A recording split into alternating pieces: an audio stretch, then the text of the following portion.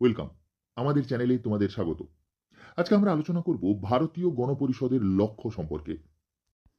Video শুরুর আগে তোমাদের বলি, যদি আমাদের ভিডিও তোমাদের ভালো লাগে কিংবা আমাদের ভিডিও থেকে তোমরা উপকৃত হও, তাহলে একটা লাইক এবং শেয়ার করো। চ্যানেল সাবস্ক্রাইব করে বেল বাটন প্রেস করে অল করে দিও আমাদের সমস্ত ভিডিওর নোটিফিকেশন সবার আগে পাওয়ার জন্য।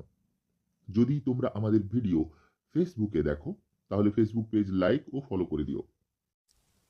সংবিধান রচনার ক্ষেত্রে গণপরিষদের মূল লক্ষ্য ছিল স্বাধীন ভারতের আর্থসামাজিক ও রাজনৈতিক রূপরেখা তৈরি।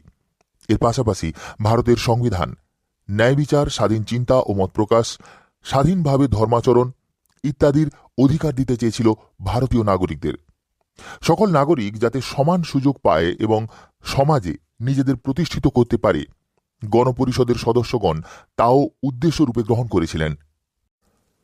প্রখ্যাত সংবিধান বিশেষজ্ঞ দুর্গাদাস বসুর মতে, আপন বিশিষ্টতার জন্যই ভারতীয় সংবিধান পৃথিবীর অন্যান্য দেশের সংবিধানের থেকে স্বতন্ত্র।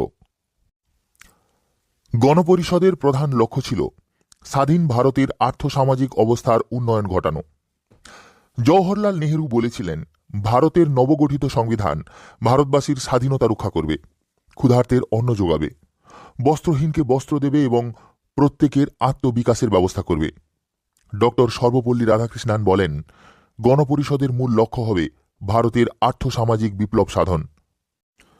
ভারতের সংবিধান প্রণেতাগণ গণপরিষদের রাজনৈতিক লক্ষ্য বর্ণনা করে বলেন যে, ভারত আত্মপ্রকাশ করবে এক স্বাধীন, সার্বভৌম, ধর্মনিরপেক্ষ, প্রজাতান্ত্রিক সাধারণতন্ত্র হিসেবে। সেখানে থাকবে বিচার বিভাগের স্বাধীনতা, নিরপেক্ষতা এবং সংসদীয় গণতন্ত্রের অস্তিত্ব। সামাজিক ক্ষেত্রে ন্যায় বিচার প্রতিষ্ঠার পাশাপাশি তপশিলি জাতি, উপজাতি এবং অন্যান্য অনগ্রসর শ্রেণীর জন্য বিশেষ সংরক্ষণ ব্যবস্থা, শিশু ও নারী কল্যাণ, অস্পৃশ্যতা বিলোপ ইত্যাদি বিষয়গুলি গণপরিষদে বিশেষ গুরুত্ব পেয়েছে।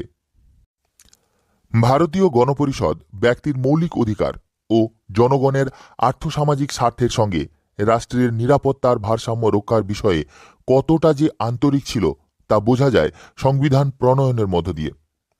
বিশিষ্ট সংবিধান বিশেষজ্ঞ এস.সি. কাশ্যপ তাঁর আওয়ার কনস্টিটিউশন শীর্ষক গ্রন্থে বলেছেন, এটা সুস্পষ্টভাবে প্রতিভাত হয়েছে যে উচ্ছলতা, গতিশীলতা ও প্রগতিশীলতার মধ্যে